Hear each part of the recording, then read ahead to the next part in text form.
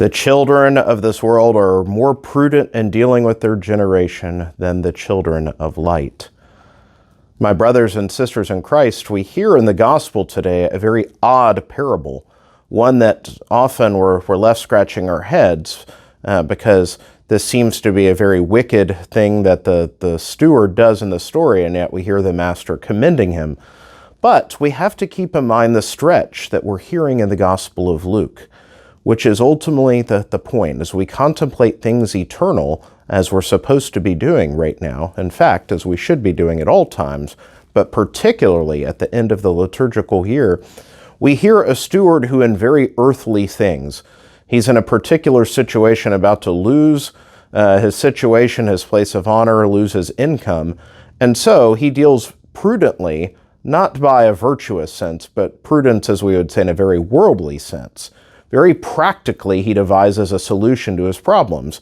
By wheeling and dealing with these clients, changing out their promissory notes, he comes into their good graces so that he makes sure. In a sense, we would call this today, the golden parachute that he's prepared for himself. But the kicker is what we hear at the end of the gospel, as Jesus gives us a hard time for the fact that we deal more shrewdly, with more practical wisdom on worldly things than we do with those which truly matter. In a sense, we can devise solutions, we constantly work how to escape, to land in the best spot on things that are fleeting, and yet, do we give even nearly that much attention to that which is eternal? Do we give nearly that much obsession? Think of your accounts, if you're worried about your 401k or your monthly budget, whatever it may be.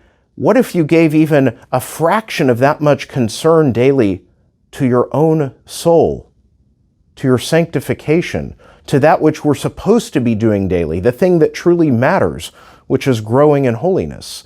And yet we'll give every focus, every ounce of attention dealing shrewdly with worldly and practical matters, and yet neglect the thing which matters so much more than all the rest, the thing that will stick with us eternally.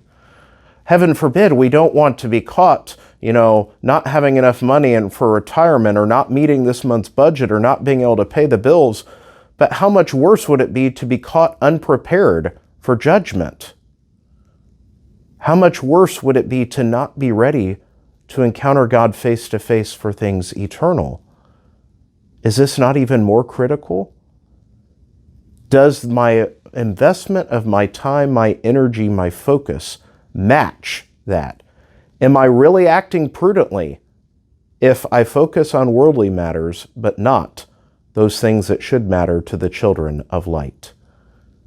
May we take that great worldly and practical wisdom, may we take that great focus on making sure that we are squared away and apply it to that which really matters, to things eternal.